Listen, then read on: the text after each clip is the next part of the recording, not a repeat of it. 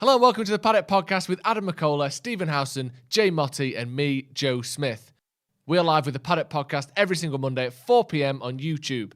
The Paddock Podcast title sponsor is Manscaped, the global leaders in men's below-the-waist grooming. Enjoy this week's show. Jay here for Stretford Paddock, and this is the Paddock Podcast. And joining me are two titans of the Manchester United fan base, Mr. Joe Smith. What are you doing? At? You are Titans. You are. What is You're a up there. titan? It's from Greek mythology. It's Nice. It's also, is it not a moon? It is a moon. I think it's one of the moons of Saturn, is it? Or Yeah. something like that. Yeah. Also- Get involved in the comments and let us know. How are you doing, Jay? I'm good, yeah. Not too bad, man. What are we Do you know talking I mean? about today? Well, first of all, we're going to introduce Alex Bagley. Stop being rude, eh? Yeah. Thanks, Housewife's Jay. Thanks, favourite. Jay. Come on. What's up with you?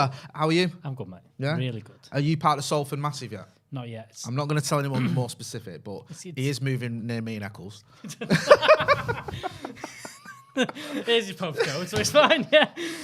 Do you know what? Someone stopped me, and I hope he's watching. I was walking to the bus stop the other day, and someone stopped me and went, yo, Jay, he went, you really do live in Eccles. Dreams really do come true. I love Bless that. him. Like it's so mental not. that you live in Why Eccles. would you lie about that? It's an odd lie. Oh, bless him. So hard. Yeah, what we're talking about anyway? We'll talk about David De Gea a little bit. He's been in the news over the weekend. Yeah, there's not a- in the Spain yeah, squad.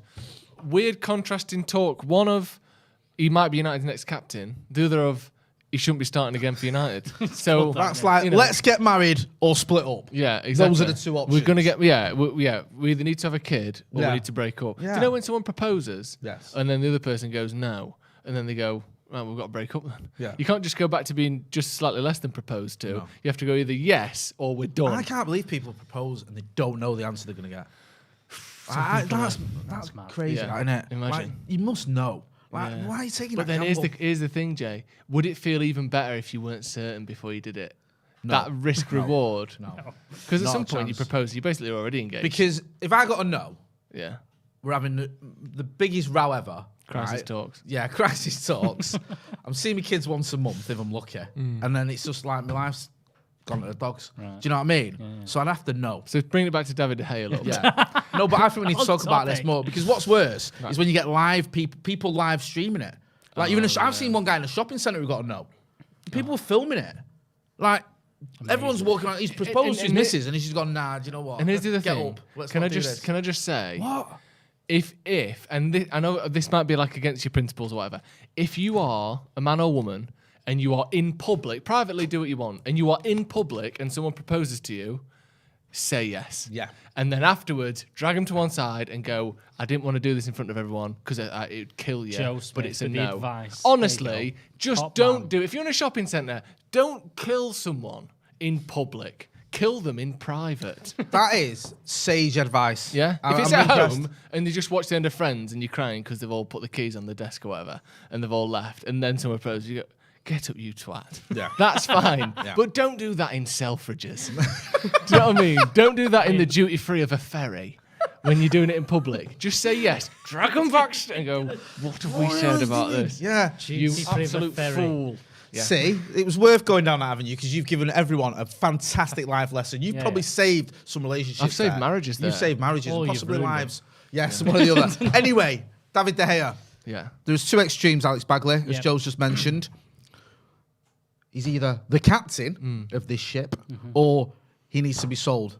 And what we're going to do here, I want to That's go the spectrum through. we're dealing with. I want to go through Enrique's comments, obviously the Spain manager's comments, and then there's a really good thread on Twitter that sort of detailed a few of the stats behind De Gea this Yeah. season, kind of suggesting that he might not be, all he's cracked up to be. This season might not have been a return to glory that we thought. But go give it sort of opinions first, and then I'll get into some of that in a few minutes. The floor is yours, It's Senator. mad, isn't it? Because I think the whole argument everyone goes is you either want Dean Henderson to start every week or David De Gea. And I think you said a few times, what if the answer's I don't want either of them? Yeah, I think there is a the third answer way, is as that Bill Clinton said. I'm not sure about Dean Henderson. I don't think he might be as good as everyone thinks he is. I think he thinks he's as good as everyone said. says. And I think he don't think he's a bad goalkeeper, but De Gea, I think all these things that get mentioned, especially about his distribution, his kicking, his throwing, everything, and also this: is he the best shot stopper, or does he do this one or two that makes him look a lot better than he is? I think that's a definite question as well. But I think this summer, I don't think that'll get resolved. I think that this is something for I think there's other priorities in the squad. I think midfielder will finally get sorted, hopefully this summer. I think another defender, another forward, and I think goalkeeper is last on the list. I don't think there's many goalkeepers out there that you just go, let's go for. And I'm not sure anyone's convinced on Dean Henderson fully yet. Just on that front, how important do you think the goalkeeper issue is? Because it seems like there's one school of thought, which Baggers has mentioned there, is that there might be an issue with the goalkeeper, but it's so far down the pecking order that it's not top of the list, whereas in an ideal world, then maybe it could get addressed. Do you feel it is? I think it's higher up than some people are making out, personally. I think. I mean, you know, let's get straight into Enrique's quote then, because I think he can say it better than me. And I know that a lot of, you know, De Gea quite rightly has a lot of fans. A lot of people love David De Gea. He has had some world-class seasons for Manchester United, seasons where arguably he was the best goalkeeper in the world, not just, you know, in the top, you know, 2 or 3. I think he's been the best goalie in the world at times at United. But modern football isn't the same football that we were playing 10 years ago. And the expectations of a goalkeeper have modified and changed over the last decade, and I don't think De Gea's gone with that. This is Luis Enrique, who again is a treble-winning manager at Barcelona, has won the Champions League, is, you know, getting Spain back on track after a few rocky years, is as good as anyone in the world at, you know, picking teams to play out from the back and control possession. This isn't just me saying this. He said, I have to look at three starting goalkeepers, and I think that right now I have them. This is after De Gea was dropped from the Spain squad, so De Gea isn't one of these 3 goalkeepers. Honestly, I wouldn't have an issue with starting any of them. Unai has accumulated some interesting experience. He also says a goalkeeper should start and play and generate the first superiority. They must dominate the aerial play, right? I need a goalkeeper that transmits peace and calmness to me. That doesn't mean they won't make mistakes. Errors are part of football, but what they generate, I like a lot. The crucial thing there is a goalkeeper should start the play and generate the first superiority. They must dominate the aerial play. Now, if I can just go straight into this this thread on David De Gea that's on Twitter, talking about how much he gathers the ball and how his aerial superiority or lack thereof compares to other goalkeepers. So in terms of comparing him to goalkeepers in the Premier League, crosses stopped, he is in the 6th percentile, which means that 94% of goalkeepers are better than David De Gea at stopping crosses. He's in the bottom 6%. So he just does not dominate aerially, which obviously, you know, Luis Enrique knows, and that's what he's referencing there. He does not dominate the ball aerially. I'll go into, you know, we'll sort of go through this as we go along.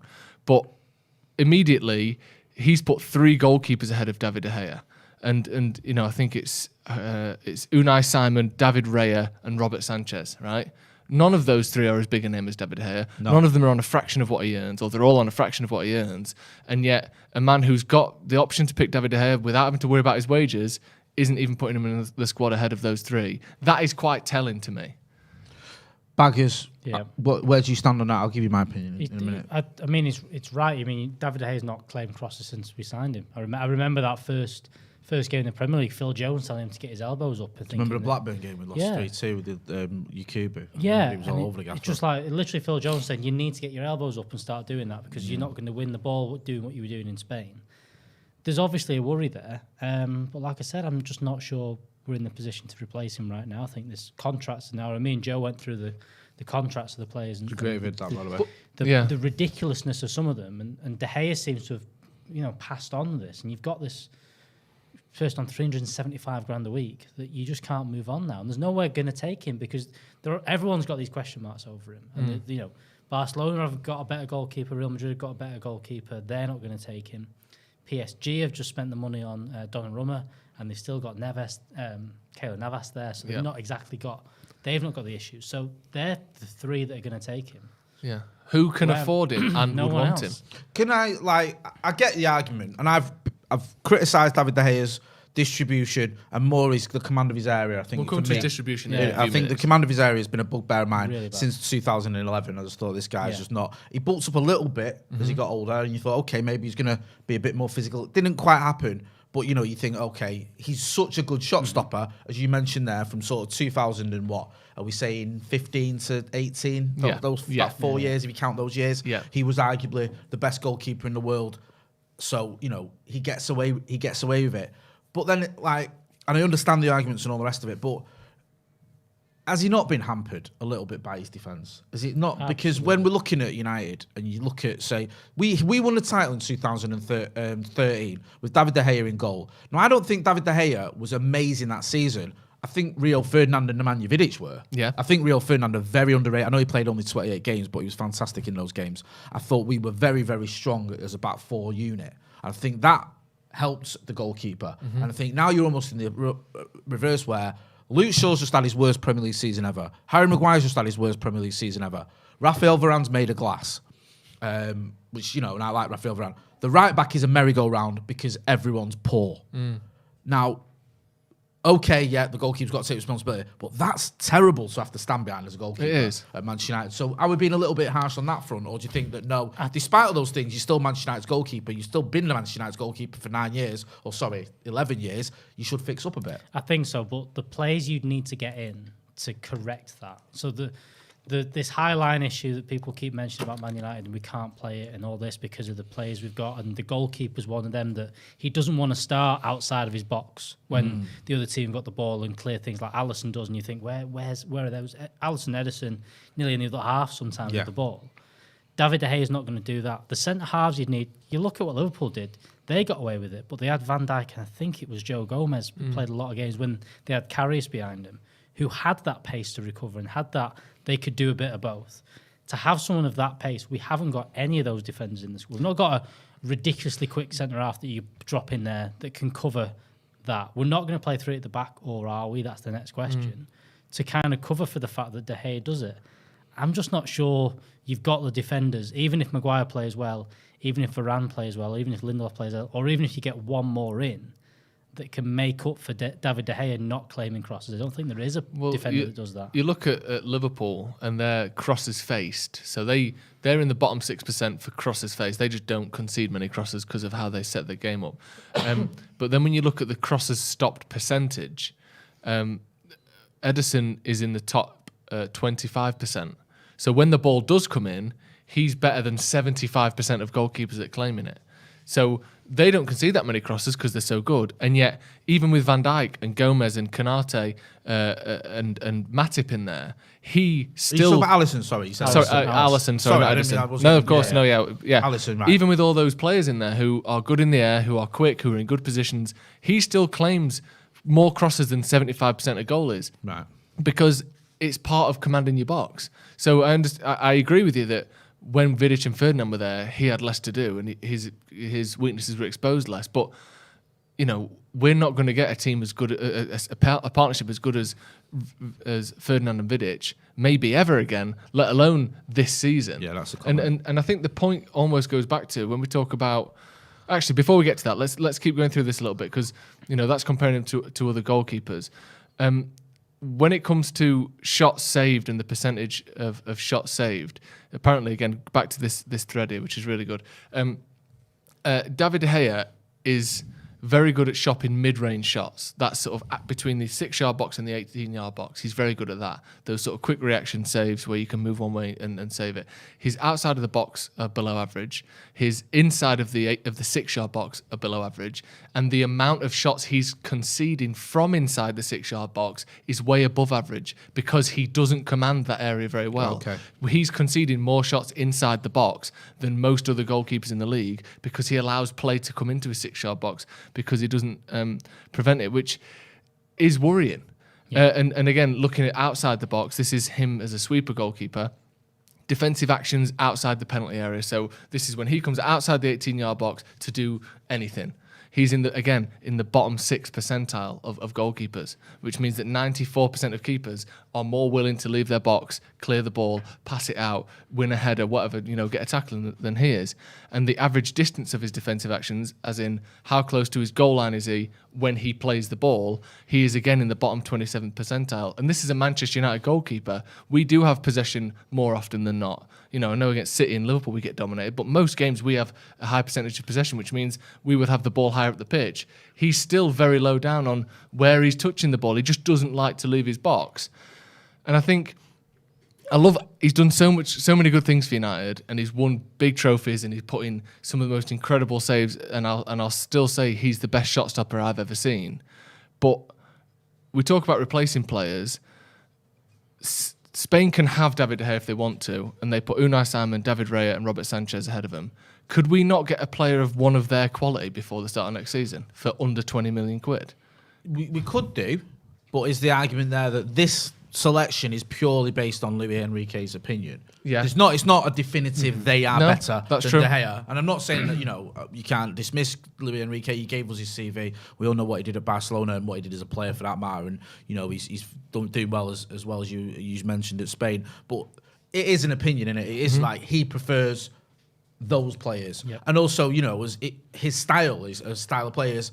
He wants those players because they suit his style better. So you're right, we could get one of them players, but the sort of the counter argument to that would be, well, maybe Erik ten Hag has a different opinion than Luis Enrique. Maybe Luis Enrique and Erik ten Hag don't agree, or maybe Erik ten Hag's system for Manchester United is different for Luis Enrique's system for Spain. Yeah, and the reason I think, the reason sorry. I think the comparison is somewhat valid is because I think they both are possession-first managers. I know they're not exactly the same as each other. The way they hold possession isn't the same, but they're both managers that rely on their defenders having a lot of the ball and therefore needing an outlet behind them occasionally when they get stuck in trouble. Sorry, go on, Alex. I just this thing about David De Gea, and you're right about getting someone in. Maybe Ten Hag, again, you look at United's squad, and without even going to a training session, you can go, we need a midfielder. Like, you can look at that. Anyone can see that. I don't think you could say that about the goalkeepers. I think what maybe Ten Hag's going to do is go in and say, right, we're going to give them both training sessions. Let's see if they can do this. Give them first couple of weeks of pre-season before we even fly out. Let's see how they get on in my training sessions, me running it, and then we'll see about it. If it doesn't work out, I've got two goalkeepers here, and probably figure out one of them. And David De Gea has proven in the past he's had these peak seasons, and hopefully last season was a blip. Last season was like, there's many players, Maguire, Rashford, Luke Shaw, that you're hoping is this was a problem last season. Confidence was down. New manager comes in, everyone's a bit more settled. Maybe David De Gea steps up 5 or 10 more yards just because, the coaches go, you can do it. Just trust yourself a bit more, and there's a bit more instilled in him. I'm hoping that's the case. Or the other option is he goes in, he does a few training sessions and go, wow, we need to fix this. And then he does it. And I still think you can look at midfielder and go, I need a midfielder. I have to get a midfielder. We literally don't have anyone for that position, whatever you're going to do. Fred McTominay had been good at times, but you need to upgrade on that. We need a forward because we've lost about 6, it feels like, in the past 6 months. You need a forward, but we've got 2 goalkeepers. We've got one in David De Gea, who's been amazing, and Dean Henderson's shown glimpses. I'll figure this out start of pre-season. I think that's maybe where he's at. Can you just have a look at the comments as well, John? Just let us know what the general consensus is, because do get involved in the comments. Let us know what you think about David De Gea, about the goalkeeping situation at Manchester United. Is it an issue? Do you think that it is a priority for Erik ten Hag? That's something that he needs to look at, especially if you've watched the way that, as Joe was mentioning there, Ajax play and the possession style of football they've got. Do we need to address that goalkeeper, or do you feel that David De Gea was a contender, if not one of our Player of the Years? Well, he won Players' He Player won this year. Players' Player. Sorry, I knew he won one of them and Ronnie won the other one, which is like his 5th one in 7 years or something stupid. So are we being a little bit harsh on him? Go on. I've got the comments here, but to your point, Alex, maybe there is a scenario where De Gea can get better. I know he's not a young player, but maybe there's no emphasis on claiming the ball, on passing the ball out, on those sorts of things up until now. Maybe if a manager saying, you've got to do this or you're out, maybe he will get better. And Mark Catton says, I don't think he had a good season as people think he has. He's made some good saves, but we've conceded the most goals in the Premier League era. Again, I know I'm making the point that I think, there are better options. I don't necessarily think goals conceded is entirely or even that much on the goalkeeper. I think goals conceded is the reason United went 14 games without conceding a goal wasn't just because of Van der Sar, it's because of Neville, Vidic, Ferdinand, and Evra. So, or was it Neville there at the time? Whoever it was the defence. I think it was Rafael. Was it Rafael. Last season, was it Rafael de Silva?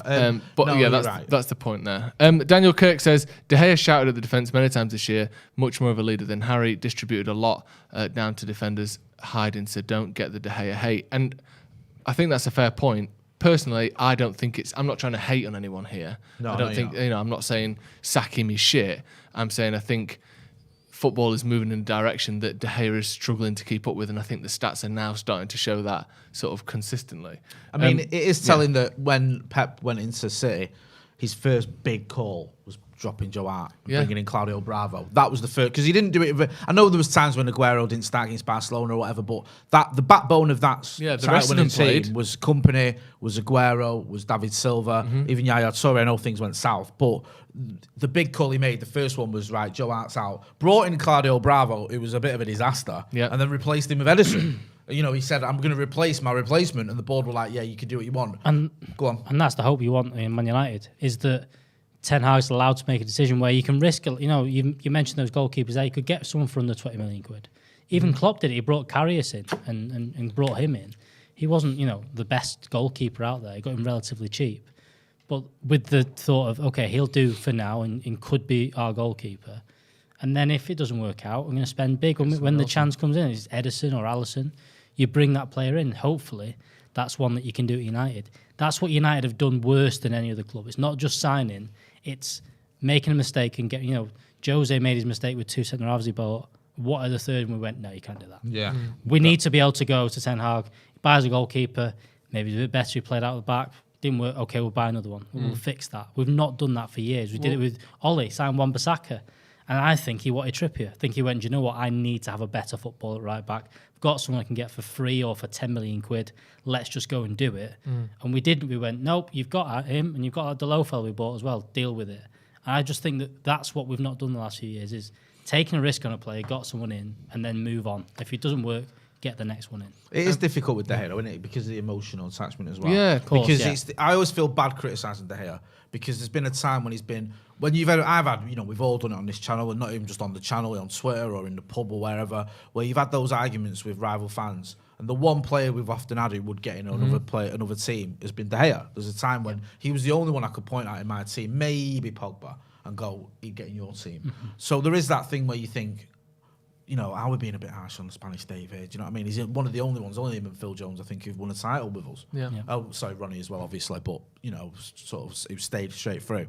So there is that emotional attachment, and there's the other argument of, this is still a guy who has been a contender and has won Players' Player of the Year. It's just some of the games where I watched De Gea, I think you could have done better. Yeah. I do find myself saying that quite a lot with De Gea, and there was a spell where I never said it with him. No, because he did the opposite. I go, how's he saved that? Yeah. 1-on-1, or they're in the 6-yard box. You remember the game against Liverpool, the 0-0.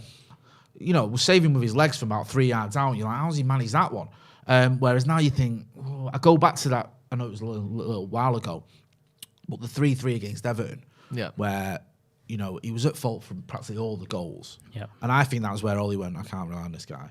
Because Dean Henderson, I've said this a million times, I'll say it again. If David De Gea plays to the best of his ability, Dean Henderson gets nowhere near Manchester United's first team. He doesn't even he gets the Carabao Cup. Yeah. He doesn't get starting in the Premier League like he did. Like he became our number one. That wasn't because Dean Henderson was so amazing that he was suddenly Ollie was like, I've got to put this kid in. It was because De Gea's levels had dropped. And I wonder whether that's had a bit of a psychological effect on him, is because you've been so good, so reliable, one of the best goalkeepers, if not the best goalkeeper in the world, and all of a sudden you're getting dropped for a 23 or 24-year-old, whatever he was, and you're suddenly second choice goalkeeper, despite the fact you're the highest paid goalkeeper, I think, on the planet. Yeah. It's got to stink. It has, definitely. And just before we move on, I just want to show this one picture. I know, and again, this is another negative picture, and I don't want this to just be, let's all hate David De Gea, because that's not the case. No one hates David De Gea. Yeah. We're huge You're allowed fans to analyse players' performances. And again, we're introducing a concept here that you're going to love. I know this already. Go on. Expected passes. You lost me already. Right. I'll tell you what, my life was a lot better before XG was ever a thing. So this I know, but let's just have a look at it anyway.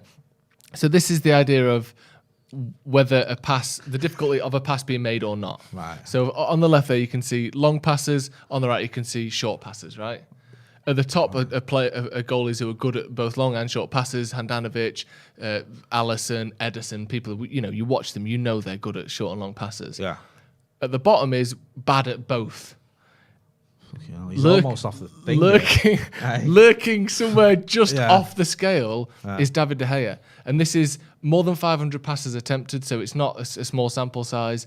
This is open play and goal kicks only. This is the accuracy and the completion of passes based on how difficult they were deemed to have been. Right. David De Gea is at the bottom of both clipped and launched passes. Right. So And you see that when you watch him play, the amount of times he gets the ball and loses it or puts it out for a throw-in or gives it, this isn't surprising. But when you see the difference compared to, Alisson and Ederson, who again, it feels like they'd both be at the top of that, and they actually are.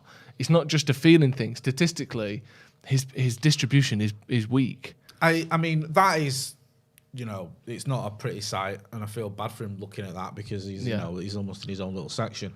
But I mean, there's always been an issue, slight issue with David De Gea's distribution. I will say this though, in his defence there, he's not helped out a lot of the time, is he? No. I think more so than the crosses in commanding area, I can't blame the defence for that completely because there's an element of the goalkeeper has to do that. But in terms of distribution, some of our defenders, when he's got the ball, the movement is terrible. Well, Notch here makes a great point. But would that include moments when the defenders haven't made themselves available for a pass or a badly positioned for a pass? It doesn't include that. So let's factor that in. Was it Everton? I might be wrong. Everton home where? Feels like everything's Everton. Yeah, where basically Everton. the crowd were fuming. There was no movement. In the end, he just started booting it anywhere. Yeah. And it was and then he invited Lindelof or whoever it was to come and take for it a fight. So you can have it then. And then he was doing the same. And you're like, what is this? And this is I might be wrong again. It feels like it's the Everton game. There's a lot of people say as well how same thing with the defenders, and Harry Maguire's got a lot of stick for what he does on the ball, and you kind of think, is it just people not showing for him? And the fact that we've never had that midfielder that wants the ball. We don't play with a midfielder that wants the ball. Even Paul Pogba. Those times, remember the run of games, I think he did it 3 times in a row where he's come back in between lost the ball and conceded goals. Fred doesn't do it. McTominay doesn't do it. Matic does it, but couldn't run for most of last season. So that was no good. And is that, we've said all along, if you get that midfielder in there, where De Gea can give it Maguire because Maguire's comfortable because he knows he can find him. And Karl Anker made doing this that. Everything's wrong Karl Anker all made the way point through. On the brim. He said, if you look at the spine of the team, you've got De Gea's probably the last goalkeeper you want behind someone like Maguire. And he's probably got Fred. He's probably the last midfielder you want in front of someone like Maguire. And then if you're going to play pressing, you probably Ronaldo was the last person you'd want in front of Fred. It's like the way we were trying to play didn't make any sense with the players we've got. Because if you're going to do it like that, it isn't going to work. So I think you're right. What you're saying sort of stuck with me what Carl was saying that day. Yeah, definitely. And again, let's not just completely slag David De Gea off. I mean, he's a very good goalkeeper, and he isn't helped by the players around him. No, he's so not. Maybe if we get the right players, he can show more of that passing ability. But that does need to improve. And I think someone mentioned in the comments that Courtois wasn't far above him on the short and long passing. But Courtois offers other things, and he's just won the Champions League. And they don't rely on that the same way. Real Madrid don't do that. It's this thing that has been a bugbear of mine at Old Trafford this season, especially. It's just showing and wanting it, taking a bit of responsibility. Too many players just shirking responsibility and trying to sort of keep their own sort of corner of the world safe. I think if I don't get this ball, if I just sort of stand behind this player, or if I'm not showing for it, or if I'm not running to demand it, then I won't get in trouble, or everyone won't hate on me. And it's just not good enough. And one of the sort of most underrated attributes of Roy Keane, and if you want to see how good Roy Keane was at this, go and watch that match against Juve. It sort of goes under the radar. He always wanted the ball, and he was brilliant at getting the ball off either the defenders or the goalkeeper and turning that into an attack. Just with one, carrying it for 5 yards and finding a pass, and then you're away. Just that little bit of thing where you go, okay, it's not an assist or a goal, so it's probably not up in your stats, but he's the one that does that, arguably the most difficult thing. Gets the ball when it could be dangerous and gets you going and makes it dangerous for the opposition. And I don't think we've got anyone at the minute who does that for Manchester United. No. I don't think we've got a defender who does it. We used to have defenders that used to do it, who used to carry the ball out. Rio used to carry the ball out. Stam used to do it. We haven't got anyone who's doing that at the minute. I think Maguire's gone in himself a little bit, although he used to do it. We haven't really got anyone. You mentioned Matic. He's probably the best at midfield-wise. But again, he's not here anymore, so that doesn't matter. And then you're not relying on your strikers to come get the ball off the goalkeeper. So that is a big sort of problem we've got at Manchester United. Yeah, it is. We've just got a few super chats. Sushant says, don't get the De Gea hate. Fan base has become too fickle. Goalkeeper is the least of United's problems as things stand. Keep up the good work, lads. Abhinav Verma says, goalie is an issue. He's not physical from corners, but I'm surprised De Gea forgot how to pass. He used to know how to pass. And Abhinav Kanagat says, I think De Gea is a world-class shot stopper. With better defence, the stats will be better. He's not the best at spreading the ball, but who else have we got? Which again, we haven't got. I'm not saying Dean Henderson's much better, but Maybe we just need to get someone else in. Rebecca Jade O'Sullivan said, it seems like people have forgot Dean benched De Gea. The only reason De Gea got back into the squad was because Dean had COVID and long COVID, yet not a sniff this season. Interesting that he hasn't come back in at all, because presumably he's recovered from long COVID now, I would assume and hope. Yeah, I mean, do you think maybe Ralph looked at him when, especially with was it not the Derby game, Middlesbrough game? I mean, he didn't do much wrong. We didn't do much right either, did it? It was like we lost on penalties and he didn't save any penalties. And you know, I mean, I'm not. That's true, not but they had like 2 shots. No, I know, but I'm just yeah. thinking like that was probably maybe his chance to do something special and go, hang on, here's what I'm about, and he just didn't do anything. He's not having a go at Dean Henderson. I don't blame the goalkeeper for not saving penalties, but I just think I know, you know, Dean Henderson played. We got knocked out of the FA Cup by Middlesbrough. Maybe Ralph's gone, well, you're not much good. I think he just did that with everything. Just went, I'll just stick with this lot now. He's had enough. Can I just stop you saying? Go on. Please do. Father's Day's around the corner, Jay. Yes, he says. Do you know what else is around the corner? Go on. My lawnmower 4.0. yeah. Around the corner between my bum cheeks and my gooch. And that's where Manscaped come in, right? Yeah? Because they're here to ensure that all father figures are looking daddy material this June. Manscaped's Performance Package 4.0. That's one of the worst sentences I've ever read out loud. I can honestly tell you. Did you say that you're looking daddy material, Jay? I don't even know what that means. What is daddy material? I really should proofread these if I thought That's up there with the one I gave was about a wheelchair. Manscaped's Performance Package 4.0, which includes their signature lawnmower 4.0, full enough, is the perfect bundle to tackle any and all old man hair. I'm doing that because it's in clothes. From head to toe. This right here is no dad joke. Treat him and yourself and join the 4 million men worldwide, which is about 1 in 2 in it. Essentially, yeah. Yeah, who trust Manscaped trademarked with this exclusive offer. You get 20% off, you get free shipping, you've got to use the code DEVILS20 at manscaped.com. There should be a link in the description. It's an easy gift for Father's Day. It is, Quality gift. Like, just go, right, Dad, I know it's a bit personal, but there you go. So it's sent out, fella. Yeah, you can, because we've all had those You're back little on the market. incidents, haven't we? Accidents. Accidents and incidents. Yeah, I nearly burned down the house once with lighting candles so I could see under my nether regions to shave. But thankfully, with the LED lights on the old Performance Package, I don't need to light candles anymore. No. Or use torches. Honestly, some of the ways Alex has tried trimming his pubes in the past. Ridiculous. He tried to use an old French guillotine that was in a Madame Tussauds, but he almost kicked off that talk. He almost took his nuts off doing that. He also do you know that thing where you put the paper in at school and you slide it across and it cuts the paper? What is that? What's it called? No, like a lathe. Is it a lathe? It's a guillotine. A guillotine. Another guillotine. A horizontal one. You tried using that as well? Yeah, he used to work. thread his butt hair into that and then side it across. That didn't work. Got kicked out of the art room for that.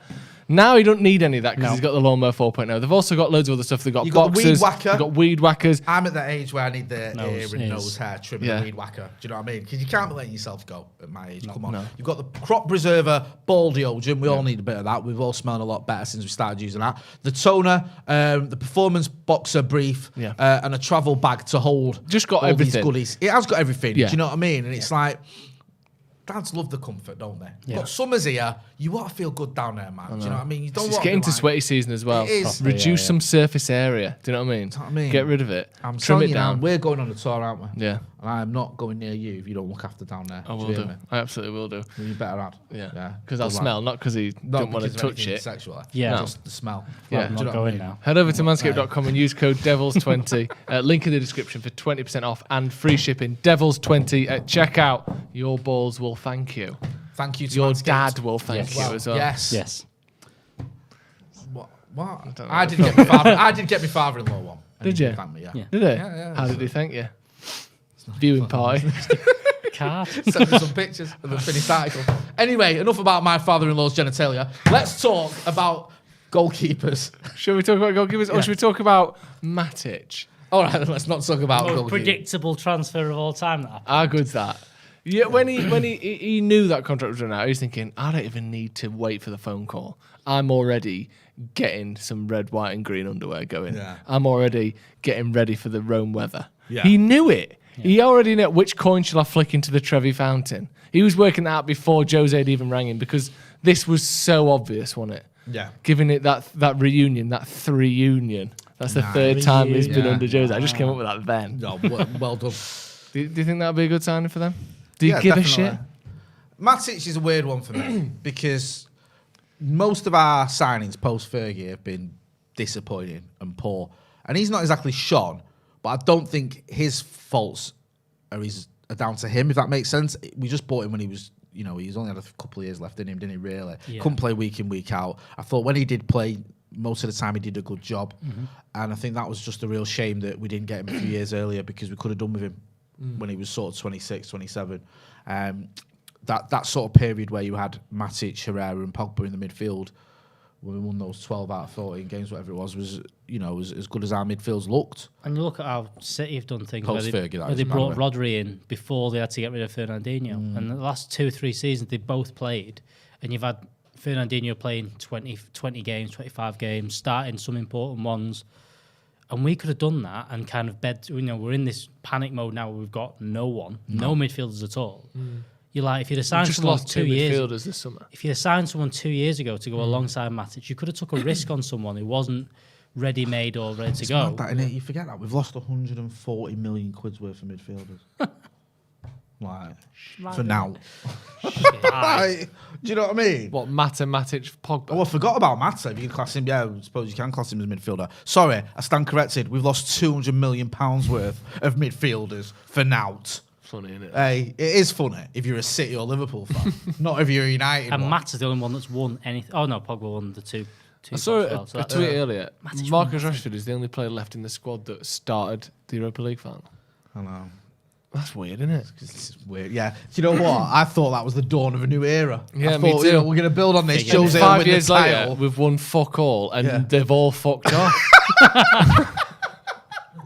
Jesus Christ! And all, man, we spent about £1 billion in the process know. instead. Do you know what I mean? And most of the players we've got now wouldn't get into that team. Yeah. And how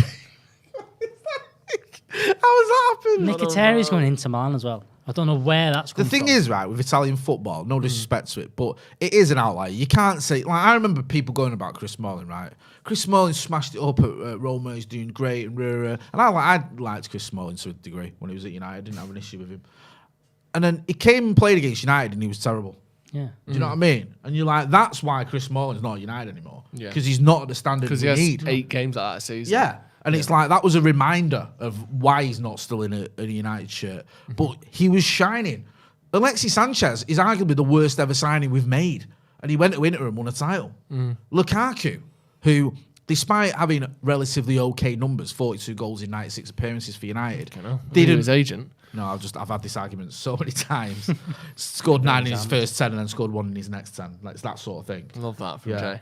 So he didn't live up to expectations. Goes to Inter, smashes it, gets loads of goals, and wins. Didn't he get the record for most goals in a debut season in the Serie A? He beat Ronaldo. Yeah. It was like, you can't argue those numbers. No. So I always think that Italian football, it's not something where you can go, oh look, Ashley Young's really good now, let's get him back. It's not like that, is it? No, not at all. it's not. And I don't think him being successful at Roma, you will see people saying we should have offered him a contract. I've We seen should have given him a people new like deal. who had the picture or whatever of Young, Sanchez, Lukaku, and saying like, imagine if we still had these. I think, what are you on about? No. I'd rather not. No. Like, they didn't leave because, they couldn't resist the law of Inter. They No. left because he weren't good enough for us. Yeah. Do you know what I mean? Like, we had an £80 million Lukaku sitting on the bench when everyone was fit, or out on the wing. Yeah. Do you know what I mean? Sanchez, all his first decision was basically, you're not playing for me anymore. Do you know what I mean? So, like, let's get a little bit of You miss him perspective. every day, don't you, though, Sanchez? I can't believe how bad he was for United. I can't. Do you know what it was, right? You know you got to blame for that, don't you? Ronaldo. No, Matteo Darmian. Go on, then. What? Right? Go It's on. not his fault. In fact, you can blame Louis van Gaal. Do you remember we went to Arsenal? We were top. I think we were top of the league, or we were near the top. And Matteo Darmian, I think, played at left back, didn't he? Or he played right or left back. I think it was left back. And Sanchez absolutely just Yeah, destroyed. he scored 2 in the first 20 minutes. Didn't he? destroyed. Oh, and him. we're 3-0 down after 25 minutes. And everyone was like, "Oh my god!" And it wasn't just a case of Darmian's having a stinker. It was like, "This kid's amazing." Right. And then I think off the back of that, we thought, "Yeah, do you know what? he's worth the £7 million a day we're going to give him. And also City wanted him, so that's our tactic, innit? City want him, get him. That continues to be United's transfer policy to this very day, by the way. City want Fred, get him. Okay. City want Maguire, get him. City want Ronaldo, get him. Yeah. That's literally it. Yeah. You want Sanchez, we'll have that. You want Fred, Where you want does Sancho Ronaldo, used you to want play? Maguire. City, get him. Yeah. Like, And we somehow miss out on all the good ones. I know. Rodri, what? No, leave him. Good, we Don't. nearly got Cancelo, no. Cancelo, no, I don't want him. No, He's- Gary Neville's like, get him, he's really good. Shut up, you. Yeah, what do you know? You're shit at managing. Yeah. Donny van der Beek is someone I want to talk about. Here we go. I referred to you this morning in my This news. is Fabrizio Romano. Go on. You have a very good point or analogy or whatever you want to say it that I used Not like where me. you said that I wouldn't say Donny van der Beek is a cult hero. I don't think that's right. No. But he has a section of the fan base, and I think you said in the past, and forgive me if I got this wrong because this is what I said this morning, that it's like Marshall FC have now got a new poster boy in that Donny van der Beek has this sort of section of the United fan base who are convinced he's the answer to our problems and The downtrodden messiah. yeah. Yeah. And it's like, and if you ever see them at the game, there's some at the game who's chanting his name or online, it's like Donny van der Beek, he's the one. Yeah, there's always that there's feeling? always a downtrodden messiah who isn't being treated fairly, who's had their career ruined by United, and if only they got the respect they deserved, would be world class, and we'd all see how they're the best player in the world. Martial was it, Donny's it. I don't know who it is at the minute. It might still be Donny. It used to be Andreas Pereira. It used So to the be people Pereira, need to. yeah, he had a little Pereira bit was of it. definitely it. Angel Gomez was it for a bit. Yeah, Everyone's Angel like, Gomez was put it him for in a the few team. weeks. He's the creator. He'll do everything. Yeah. Do you know There's what always the someone. thing? It's like the thing with Donny van der Beek, and I like Donny van der Beek. He's all right. I don't know whether he's good enough. Well, or not. let me just get Go this tweet from Fabrizio Romano, who said Eric Ten Hag has has Donny van der Beek in his plans for next season as things stand. Been told he's now expected to play a role in the Manchester United team. So this is off the back of the idea that Ten Hag is basically saying, I know him, I like him, he's coming back. Do you know what the sort of the little sentence that does a lot of heavy lifting there though? Plans. As things stand. Oh. Because as things stand, we haven't gone and bought another midfielder or another attacking midfielder or another player that could potentially go in your position. You haven't had a proper look over some of the other players that are available. You haven't had a training session with them all. So as things stand, yes, that's a player you know and who did a very good job for you, Ajax, who's still relatively young, but you might see him in a shirt for United against a Premier League opposition, or you might see him in training, or you might buy some other players, and that changes. So I don't know whether you can sort of. You're not speaking like someone who thinks Donny van der Beek is the answer to United's problems. I just feel like with Donny van der Beek, there's this sort of thing of like, and we do it all the time at United, and don't even necessarily think it's like with signings. We have these signings that aren't good enough. I'm not saying he isn't good enough, but just hear me out. We have these players that you think are at that level, and we need them there. But what happens is the team gets below that level, and all of a sudden they're the answer to everything. Do you know what I mean? It's like Ruben Neves. We've been linked with him. Do I think Ruben Neves is good enough? No, but we won't buy anyone, and then you get to the point where he's better than McTominay to get him. Do you know what I mean? It's like that. And I think with Donny van der Beek, we've seen glimpses. You can argue he's not had a decent run in the team, but I feel that when he has had those opportunities where you think this could be it for you, Leicester in the FA Cup or Leicester in the league, and he's just not quite taking it. And it is tough because you do need more than one or two games, and there has been games where he's done well, but I just feel like he's not quite done enough where you go, get him in, he's got to go in. And it's not necessarily his fault. I just think sometimes it's comical. I remember at the Manchester derby, everyone, you were there, weren't you, in CRA with us? Everyone's singing his name, right? Donny van der Beek, Donny van der Beek, right? Constantly for about half an hour. He comes on, his first touch of the ball, he lays it on a plate for Phil Foden, who thankfully misses. And you're like, what's all that about? But, it's that thing of he's the answer. Yeah. Do you know what I mean? I'm not saying that's what he normally does. He's normally a lot better than that. But my point is, a lot of fans are putting it on him, I think, because we're watching Dross. And you think, well, he can't be much worse. Yeah, well, that's that argument. He's better than we've got now. Doesn't mean, maybe because he's already in the squad, it's a slightly different concept of, we don't have to go out and spend money on him now. I know we have done already. But he's better than we've got now. Yeah. It doesn't mean he's as good as we need him to be.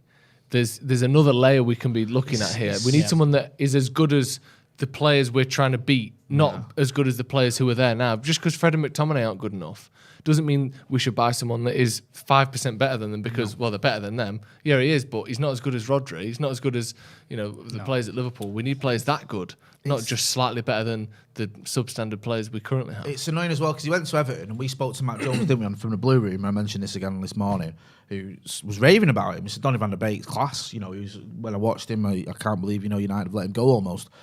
But I think he missed 8 out of 15 games in the Premier League for him. So obviously, he played less than half the games he was available for because of injury. And that's a bit annoying because we could have done with him going there and settling this argument once and for all. If he plays 15 games for Everton and he plays well and you go, he is Premier League quality and he's in a team that Everton are struggling, get him in our team, get him surrounded by likes of Bruno and Ronaldo and Sancho and let him show us what he can do there. But he's not answered anything. No. Because he's not played.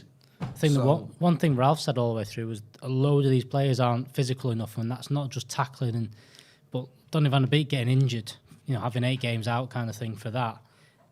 You can't have that when you're trying to get a run in the team. No. And also, how many City and Liverpool players get injured? It's not a lot. And some of it's bad luck, but unfortunately that's it. Yeah. And like Jesse Lingard had an unbelievable loan spell at West Ham. Didn't mean he got back in the squad. No. You look at that loan spell, you think you have got to put him back in the team. Yeah. And yet he didn't.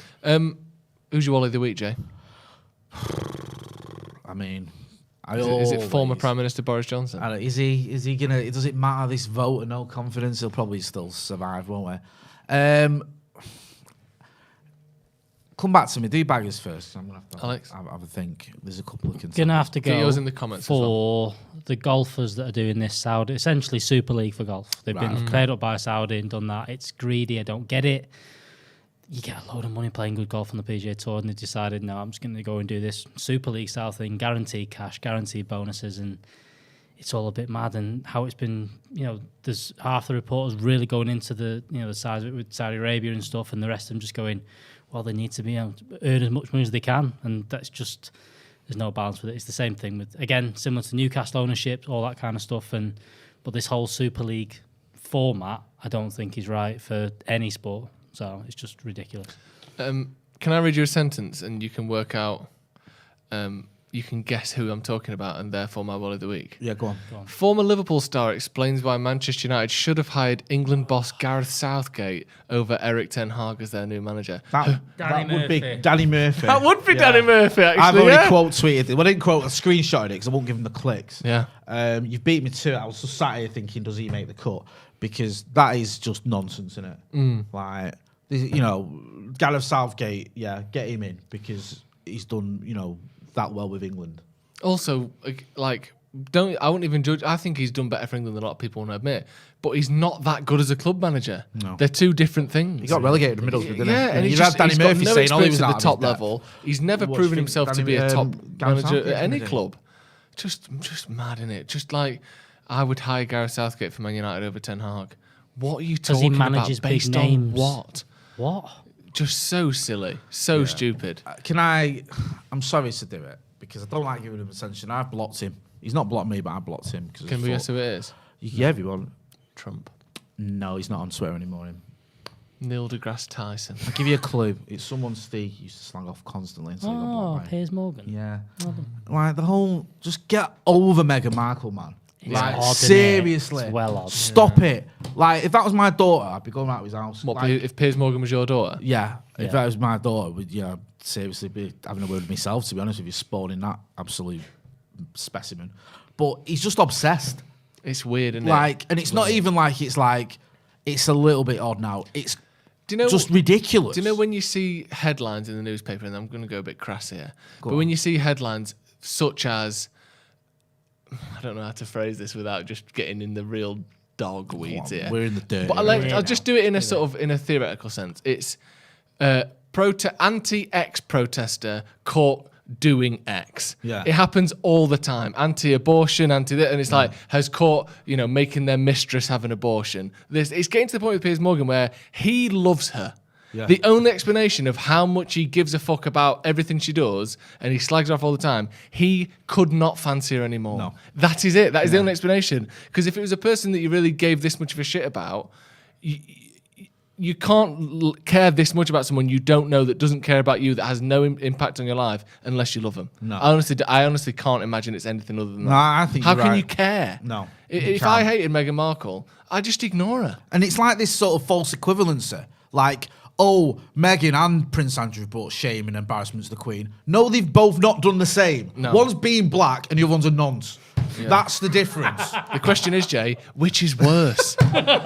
Like, that's literally Piers Morgan's life.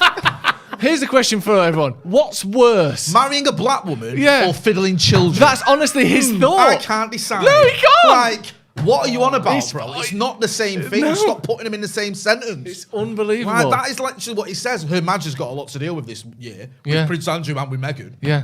What? I know. Like, what are you on about? It's just nonsense. And yeah, he's obsessive, he's weird. And I'm not going to say anymore because Yeah. I'm probably already legally questionable. Yeah. Fuck's sake. It's like saying Fauci and Shipman were both doctors. Yeah, well, they were, but they didn't do the same thing. They both. Just a thought. Yeah, there you Just go. putting it out there. Yeah, exactly. Don't shoot the messenger. Yeah. Like, Our doctors are the problem. Yeah. No, murderers are the problem. Thanks to everyone who got involved in the comments and the chat.